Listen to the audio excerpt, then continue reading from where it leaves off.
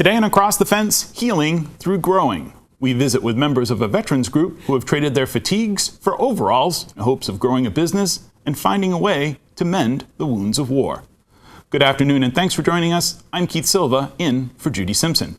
We talk a lot in this program about the challenges facing farmers, from weather to markets to the physical labor it takes to work the land. Farming is, as the saying goes, a tough row to hoe.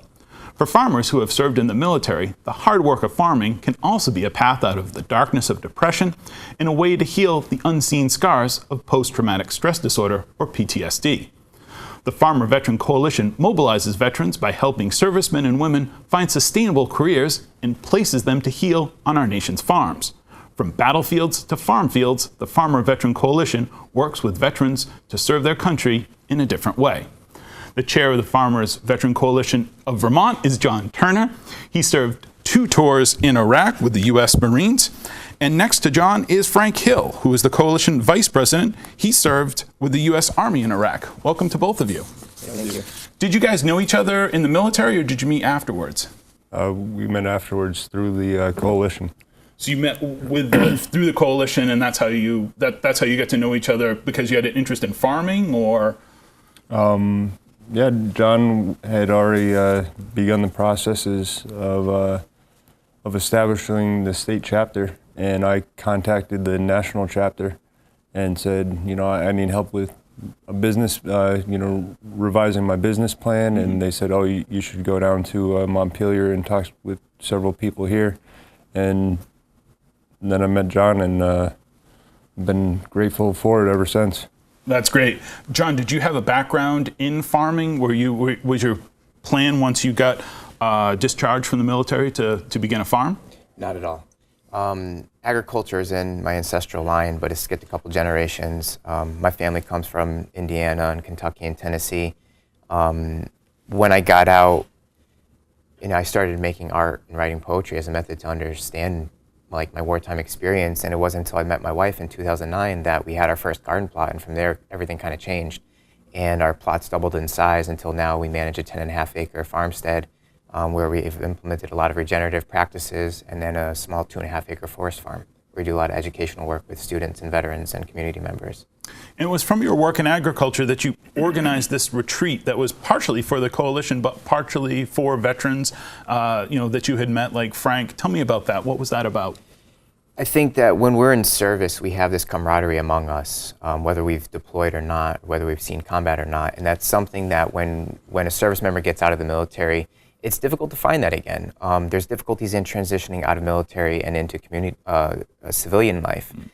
And anytime we have the opportunity to get together with our veteran friends, we can smoke and joke, as they call it, and just kind of tell stories and see where each other's at and check in on each other, because that's what we used to do when we were in combat. That's what we used to do in the service. And it's different for people who have come home after going through such traumatic events at a young age to not have a community understand their life experience up until that point. And too often times people become a statistic, or they fall down a really dark path, and that's not okay. Right. We owe it to each other to take care of each other when we get home. What about for you, Frank? What was that retreat like for you? That retreat was something absolutely beautiful. I've never, since being out of the military, actually even being in the military, I've never seen quite as strong of a connection of people. And normally, like John said, the veterans have their own draw towards one another, and we had civilians present, not trying to talk down any, but there's a certain bond veterans have, and we generally don't open up as much with others that don't have that same understanding, and to have everybody just be so open and close, it was truly a breathtaking event. We hear a lot in the military when it comes to veterans about PTSD. I referenced it in the beginning. Can each of you share a personal experience to help people understand what that means to you as far as the stress that servicemen and women are going through with PTSD, or their I guess you said their civilian lives, like you said afterwards, John, once they get out? Yeah. So I had a buddy. It was in July of 2006. We were in Ramadi, and we took incoming mortar rounds daily. That was just sometimes multiple times a day, and they were 120s. So they're really, really big rockets. Projectiles, excuse me. And there was one time we were on post, and I heard the outgoing, which is a really deep thump, and it echoed through the city, and it's just like, you know it's coming, but you kind of like just hold on to your britches because you don't know where it's going to land. And I remember the first round impacted on top of the government center, and then the second round, and after the third round hit, I could hear my buddy screaming, and his post was entirely engulfed in smoke, and I could still hear him screaming through rockets, through gunfire, and from about 200 meters away. And what had happened was he was the roving post, so he was going around checking on the posts on top of the building, and one of the guy who he was relieving to go take a pee break for got out, and he moved his chair literally an inch or a foot forward. And that's actually what saved his life, because the mortar round hit the back of the chair, hit his armor plate, and blew a hole in his back about that big. But he was still alive. And I remember hearing him scream, and it was at that point where I realized something needed to change. And I was getting ready to re-enlist, and I had already been on 2 deployments prior to that one, and I was done. And then a month later, I got hit by a piece of shrapnel that was a 1/4 inch from severing my carotid artery. And it's those moments where, why did you live? Like, why did you survive? And I had a lot of those. And a lot of people have had experiences far more traumatic than that. But it's enough to kind of to tweak your perspective in a way that allow you to want to make different movements in your life. And then also having to deal with that near miss, if you will, and we're not here to trade war stories by any means like that. Frank, before you enlisted, and you had heard about this, was PTSD or something like that, where a lot of times we talk in agriculture like, oh, it won't happen to me, an accident or something like that. Is that the same sort of thing when it comes to, oh, that won't happen to me? Yeah, I kind of had that mentality going in, but I think there's a huge misconception on what PTSD is. And literally every person has PTSD. Right. Each one of us is born with a negative bias, and that's just a survival instinct. That's a primal instinct that we still have with us. If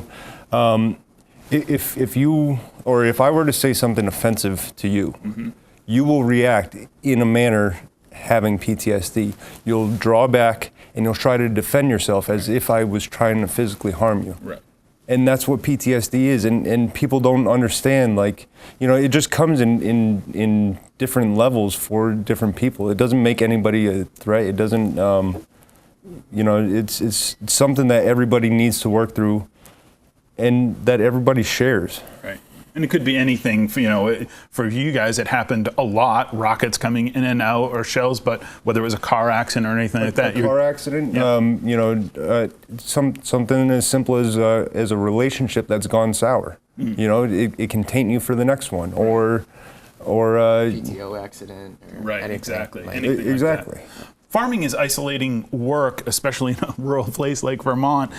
How does your organization account for this, given that your members may be recovering from those traumas and may be isolated?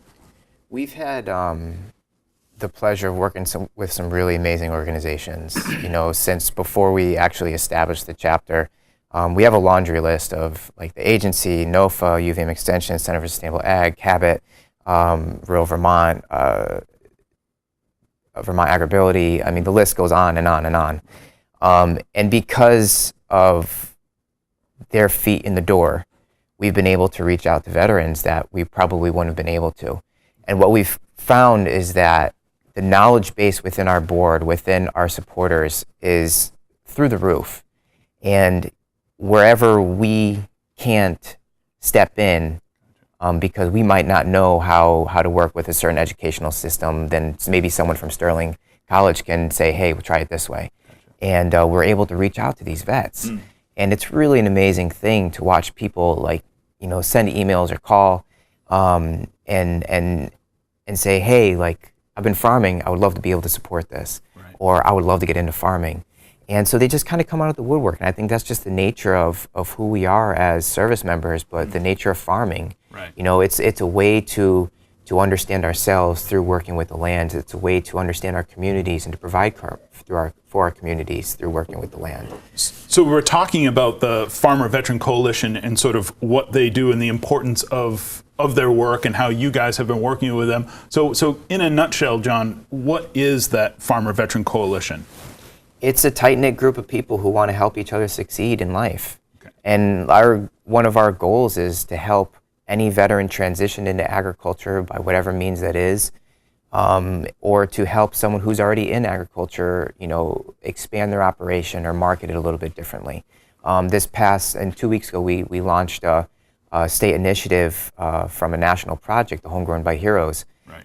through the Agency of Agriculture at the State House, and was able to let it be known that there is this program available that helps veterans market their product as being a veteran from a veteran-owned operation.